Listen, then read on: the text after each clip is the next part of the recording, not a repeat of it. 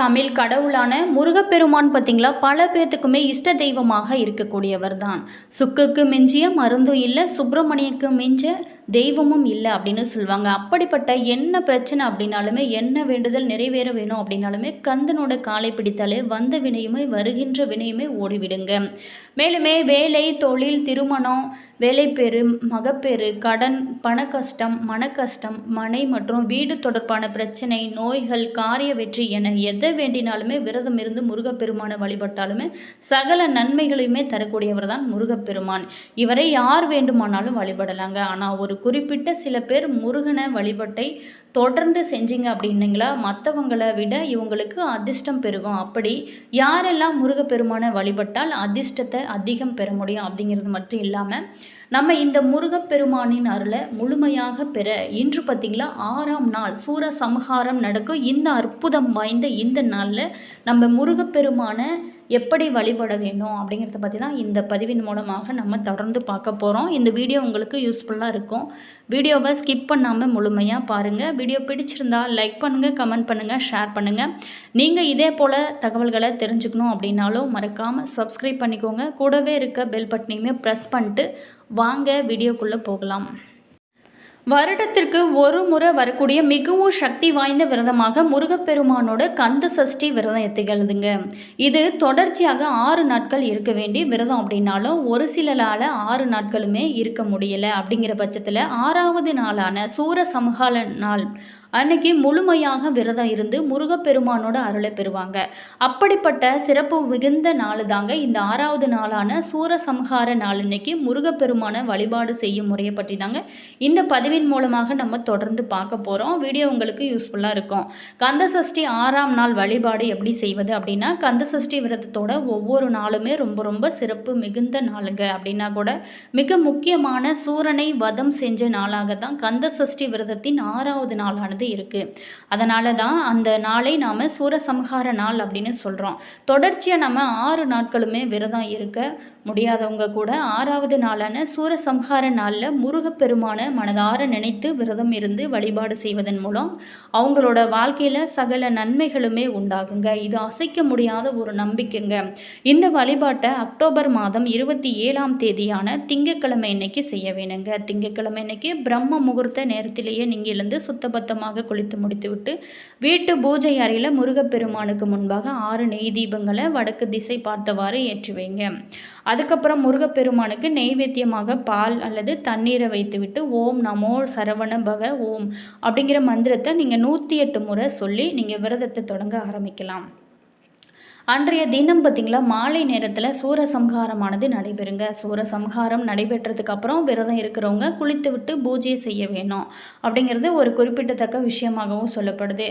அப்படி நம்ம பூஜை செய்யும் பொழுது முருகப்பெருமானுக்கு முன்பாக சட்கோண கோலத்தில் 6 எழுத்துக்களின் மேலே 6 நெய் தீபங்களை வடக்கு திசை பார்த்தவாறு ஏற்றி வைக்கிறது ரொம்ப சிறப்பு. வீட்டில் முருகரோட வேல் சிலை இருக்கும் பட்சத்தில் பஞ்சாமிர்த அபிஷேகம், பால் அபிஷேகம் இது எல்லாமே நீங்கள் செய்யலாம். கந்த சஷ்டி கவசத்தை காலையிலும் சரிங்க மாலையிலும் கேட்பது ரொம்ப நல்லது.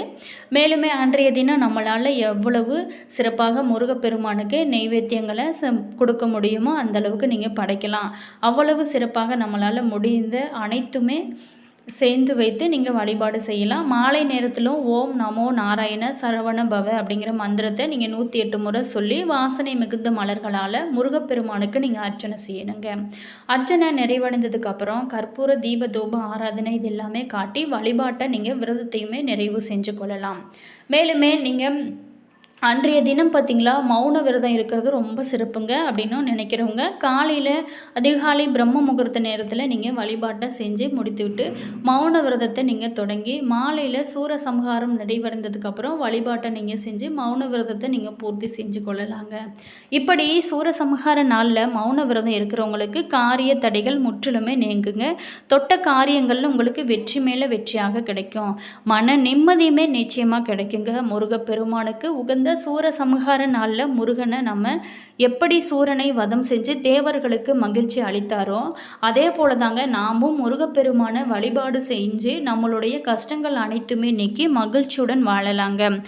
இன்று நிறைய பேத்துக்கு பார்த்தீங்களா, மனதில் ஒரு வருத்தம் இருக்குது. என்ன அப்படின்னா, முருகர் நான் வேண்டுதல் வைத்தால் மட்டும் என்னுடைய வேண்டுதலை நிறைவேற்றி கொடுக்க மாட்டேங்கிறாரு.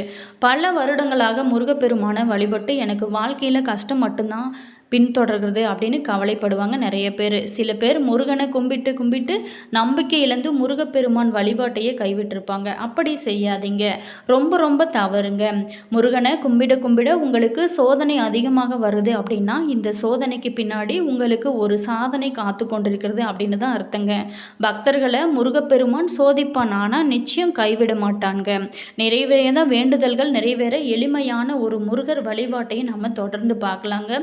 முருகரிடம் வைத்த வேண்டுதல் எல்லாமே நிறைவேற நீங்கள் வழிபாடு என்ன செய்யலாம் அப்படின்னா, முருகப்பெருமான் சூரசம்ஹாரத்தை முடித்து சாந்தி அடைந்து நாளைக்கு பார்த்திங்களா திருக்கல்யாணத்தையும் செஞ்சு கொண்டு ரொம்ப ரொம்ப சந்தோஷமாக இருப்பார். வள்ளி தெய்வானையுடன் மனம் முடித்து சந்தோஷமாக இருக்கும். இந்த நேரத்தில் நீங்கள் எந்த வரத்தை கேட்டாலுமே உடனே கொடுத்து விடாருங்க. இப்படி இஷ்டப்பட்ட முருகரை நினைத்து நீங்கள் இந்த வழிபாட்டை நீங்கள் மேற்கொள்ளலாங்க. திருச்செந்தூர் முருகன், திருத்தணி முருகன், வடபழனி முருகன், சிறுவாபுரி முருகன், எந்த முருகனாக இருந்தாலும் சரிங்க, உங்களுக்கு இஷ்டப்பட்ட முருகனை நீங்கள் மனதில் நினச்சிக்கோங்க. பூஜை அறையில் ஒரு விளக்கு ஏற்றுங்க. ஒரு வெள்ளை பேப்பரை எடுத்து 4 முனைகளிலுமே மஞ்சள் வைங்க. நடுவில் ஒரு மஞ்சள் பொட்டு வச்சுட்டு முதல்ல ஓம் சரவண பவ அப்படிங்கிற மந்திரத்தை எழுதிடுங்க. அந்த காகிதத்தோட நடுவில் உங்களோட கோரிக்கை என்ன எதுவோ அது ஒன்றை நீங்கள் கோரிக்கையை ஒரு வரியில் எழுதி கீழே திருச்செந்தூர் முருகன் துணை, திருப்போரூர் முருகன் துணை, வடபழனி முருகன் துணை, பழனி முருகன் துணை அப்படின்னு எந்த முருகனை நீங்கள் வேண்டுமானாலும் துணைக்கு நீங்கள் கூப்பிடலாம். உங்களுக்கு இஷ்டப்பட்ட முருகன் ஒருவர் இருப்பார் அல்லவா, அவர் முருகனை துணையாக எழுதி மடித்து பூஜை அறையில் இருக்கும் முருகப்பெருமானோட திருவுருவ படத்துக்கு கீழே இந்த காகிதத்தை வச்சுருங்க. தினமுமே அந்த முருகனை நினைத்து பூஜை அறையில் விளக்கு ஏற்றி நீங்கள் எழுதிய அந்த கோரிக்கையை கட்டாயம் நிறைவேற வேணும் அப்படின்னு சொல்லிட்டு நீங்கள் முருகனுக்காக வேண்டிக் கொள்ளணும். முருகருக்கு செல்லமாக கட்டளை போடுங்க, தவறு கிடையாது. உரிமையோடு கேட்டு போராடுங்க. நிச்சயம் நீங்கள் கேட்ட அந்த வரம் எல்லாமே 48 நாட்களுக்குள்ளே நடக்குங்க. அந்த பேப்பரில் எழுதிய அந்த கோரிக்கை நிறைவடைந்ததுக்கப்புறம் நீங்கள் அந்த பேப்பரில் எந்த முருகரோட பெயரை எழுதி வைத்தீங்களோ அந்த கோவிலுக்கு நீங்கள் ஒரு முறை போயிட்டு அந்த முருகனுக்கு பார்த்திங்களா ஒரு நன்றியை தெரிவித்துக்கோங்க. இந்த பேப்பரை கொண்டு போய் அந்த முருகன் கோவில் உண்டியலில் ஒரு காணிக்கையோடு சேர்த்து நீங்கள் மடித்து போடலாங்க. இந்த வழிபாட்டை நீங்கள் தொடர்ந்து செய்யும்போது இது ஒரு சாதாரண வழிபாடாக உங்களுக்கு தெரியலாம், ஆனால் இதற்கு பின்னால் இருக்கும் சக்தி ரொம்ப ரொம்ப பெருசுங்க. உங்களுடைய நம்பிக்கை தான் இந்த பரிகாரம். முருகப்பெருமானே வந்து உங்களோட பிரார்த்தனையை தீர்த்து வைப்பார் அப்படிங்கிற முழு நம்பிக்கையோடு நீங்கள் செஞ்சு பாருங்கள். கட்டாயம் இது உங்களுக்கு நடக்குங்க. நீங்கள் நினைத்தது எல்லாமே கிடைக்கும். அது மட்டும் இல்லாமல் கேட்டது எல்லாமே கிடைக்கும். முருகன் அருளால் உங்களுக்கு இனி வரக்கூடிய காலங்களில் நல்லதாகவே நடக்கட்டும். தைப்பூசம், பங்குனி உத்திரம், வைகாசி விசாகம், சஷ்டி, கிருத்திகை போன்ற நாட்களில் முருகப்பெருமான விரதம் இருந்து வழிபட்டாலே வேண்டுதல்கள் அனைத்தும் நிறைவேறும் அப்படின்னு ஆன்மீக பெரியவர்களும் அனுபவ ரீதியாகவும் உணர்த்தும் பக்தர்களுமே பல பேருமே சொல்கிறாங்க.